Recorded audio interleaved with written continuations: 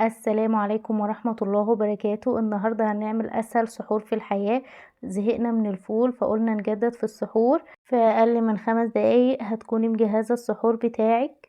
بس قبل ما نبدأ في الوصفة، لايك وشير كتير للفيديو. إذا انت أول مرة تزوري قناتي ما تنسيش تشتركي في القناة وتفعلي زر الجرس علشان يوصلك إشعارات بكل وصفاتي الجديدة. يلا بينا نبدأ.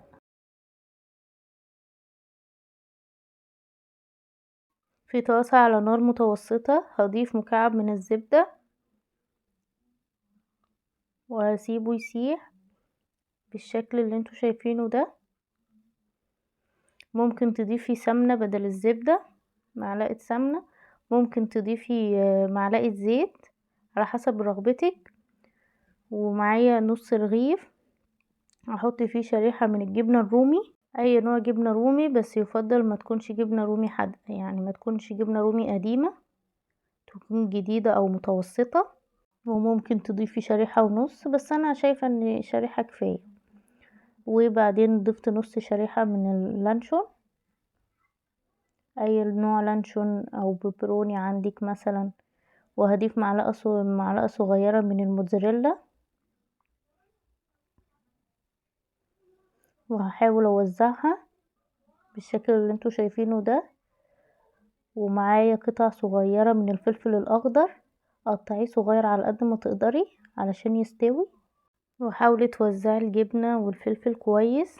وبعدين هضيف الساندوتش على الجريل، اسيبه ياخد وش من الناحيتين. ما بتاخدش، يعني كل وش بياخد 3 دقايق مش اكتر. طبعا ده كله على نار متوسطة. بعمل نفس الموضوع، شريحة من الجبنة الرومي، نص شريحة من اللانشون، وشوية جبنة موتزاريلا، وشوية فلفل اخضر.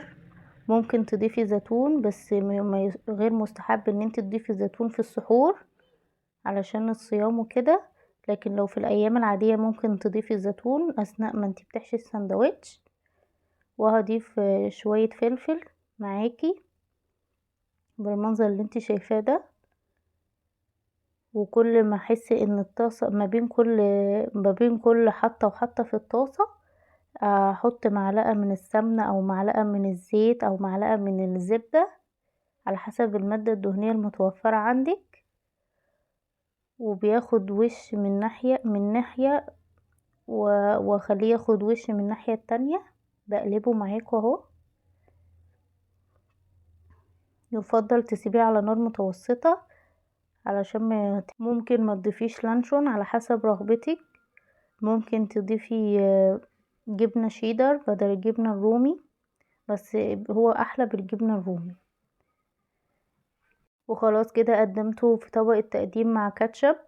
اظن مفيش اسهل من كده. يا رب تكون الوصفة عجبتكم، ولايك وشير كتير للفيديو. واذا انتي اول مرة تزوري قناتي ما تنسيش تشتركي في القناة وتفعلي زر الجرس علشان يوصلك اشعارات بكل وصفاتي الجديدة.